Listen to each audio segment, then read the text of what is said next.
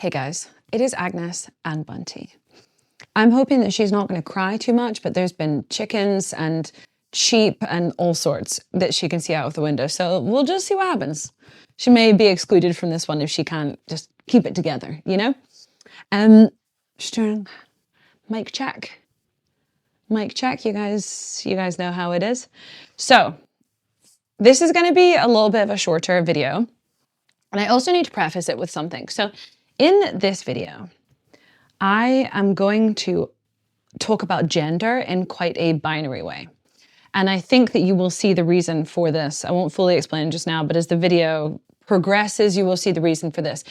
And I by no means want to exclude people, non-binary people who don't fit into both those categories. I don't want to exclude them at all from this because obviously I recognize their existence. And to do with this conversation, they are absolutely relevant. But I suppose I just don't have enough information about where they fit into this discussion to be able to do that part of it justice. When I talk about men and women, I'm also including people from the trans community. So I'm not talking about female at birth, nothing like that. I'm talking about men and women, and that includes everybody who identifies as a man or a woman. I just don't have a place in the discussion for non-binary people, and you will find out why. So I wanted to just make that clear so that you don't think I've forgotten that there are actually far more genders than just two. I'm well aware, but let me just do this bit first, okay? Just bear with me. Bear with me. So I have had periods of my life where I have consumed true crime. I think that it is a very, very popular genre. Apparently, it is most popular amongst young white women. And again, I'm not going to talk much about the race aspect. I just don't feel like I'm the right person to do that. I don't have enough information to do that conversation justice at all. But I remember being quite surprised when I heard that detail about it being younger white women. I'm going to be focusing mainly on the fact that it's women because I have conversations with clients of mine and patients of mine about their consumption of true crime. And I have actually had them over the years. You might not necessarily think this is something that as a mental health professional you would cover, but I absolutely have covered it. So going back to my personal experience of consuming true crime, I have found certain genres of true crime, whether it's like a very, very famous Netflix documentary or like a true crime podcast, I have found consuming that kind of content incredibly Moorish. And I have, at the time that I'm listening to it, really, really enjoyed it. I don't know exactly what it is about it, but I have found it really, I guess it's like quite enthralled in it. But I am well aware of the very, very negative consequences to my nervous system. I know that consuming that kind of content, it makes me more jumpy and it makes me feel like I am far more likely to be murdered than I actually am. I actually just had a thought that probably YouTube won't love for me to use the M word that we would typically describe for ending the life of somebody else. So I'm from here going to be kind of careful with that language, and also forgive me if it comes across as really weird. So most, oh my God, do I need to be careful with this word too? No, I'm just going to go for it. I mean, I'm not anywhere close to being monetized by YouTube anyway. Almost all, with very few exceptions, violence towards women occurs at the hands of men. Almost all perpetrators of violence are men. And I don't want anyone coming at me with not all men, because I know it's not all men, but it is unfortunately a lot of them, And in my consumption of true crime, the quantity of stories that was a violent perpetrator and who was a man and a woman who was a victim, it occurs so often. I would say, I don't know the statistic off the top of my head, but I wouldn't be surprised if it was like 99.9% of true crime occurred with the genders being that way around. And I know that it is certainly that percentage of actual crime that occurs with those genders the way around. So this poses a real issue because as a woman moving through the world, you have to be really careful. Unfortunately, there is danger around quite a lot of corners. You absolutely have to take steps that men don't have to take in order to protect yourself. It's unfortunately, really sadly, it's just the way it is. But I think that when we consume content that is also entertainment content. I'm sorry, I'm distracted by watching Bunty. I think she just saw something. I thought she was about to go off. When we're consuming content made for entertainment that is also telling us stories that fit into this kind of gender narrative, I think it can give us a really, really exaggerated view of just how dangerous it is to be a woman moving through the world. And the people that I've had conversations with this about in the past, they have not lived in dangerous parts of the world. Like, they're living in lovely parts of Scotland.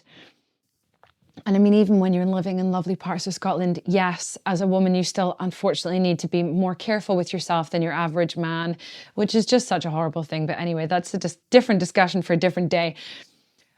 But when you are drip feeding yourself content which tells you that it is even more dangerous in the world to be a woman, bearing in mind that a lot of the true crime that I've consumed anyway, it's come from America. It's come from American stories where people are just walking around with guns, which seems mad, in places where there's a huge amount of poverty and drug use and lots of things that we know makes violence much more likely to occur. But if we are consuming that, then it can give us a really disproportionate view of the risk that we are at. And yes, I think as a woman, you need to be aware of this. I'm absolutely not denying that women are more at risk than men.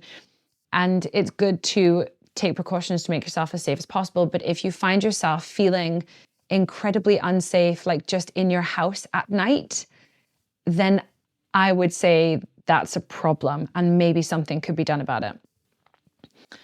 So you might have never consumed any true crime and you have like no idea what I'm talking about. That is absolutely fine. But if you are the kind of person who consumes true crime and you're now wondering, I wonder how that does impact me. I think it's such an interesting task to set yourself to do like no true crime for a month and see what impact it has. Oh, she's back. Oh, she's settling down, to see what kind of impact it has, because I wouldn't be surprised if you found yourself just feeling a little bit safer at home. I also think, and it's a huge issue with just the way we consume news, and I guess the issues with social media, and these are all huge and very separate discussions to have for another day. But when we are able to access like the whole world from our fingertips, it can really, really create an exaggerated view that very, very, very bad things are happening all the time, all the time. And yes, there are parts of the world where bad things are happening all the time to the people who live there, and it's terribly sad. But most of us, I mean, most of the people who are here consuming my content and most of the clients and patients I've had in the past, they do not exist in that category, but it can feel like they do if they are exposed to that kind of content on a daily basis. It can feel like the risk is increased, the likelihood of being attacked violently in your own home is massively increased. And it's just, it's not ideal for our nervous systems, not at all, especially if you are someone who lives with anxiety or lives with a certain nervousness. It's not ideal. And also, man, as a woman, if you ever have to walk somewhere that's dark, the amount of nervousness you experience anyway, like it's bad enough without consuming any true crime, but having it in your head how many like women you heard about being Yeah, I don't even know if I can say that. I don't even know if I can say the the K word. I guess I've used the word violence. Honestly, I don't know. I don't know. This video ended up being a little bit more hectic just with the language that I feel I can use. It ended up being more hectic than I thought it would be. I hope that you guys got my point. Please comment and let me know if you did, because I don't know if I need to revisit this discussion and do a more detailed rundown, or if this made perfect sense and you guys know exactly what I'm talking about. Please leave a like and a comment and subscribe if you aren't already. And I really hope you guys enjoyed this video. Bunty and I are gonna go for a walk soon so we can get out some of her nervous energy, because she is chicken watching. We're not in danger. You know that, right? We're not in danger. Thank goodness she doesn't consume any true crime, because she'd be like Jack Russell plus plus plus. She'd be seriously on the lookout. If she even knew that like home break-ins were a thing, oh my God. Nobody tell her, okay?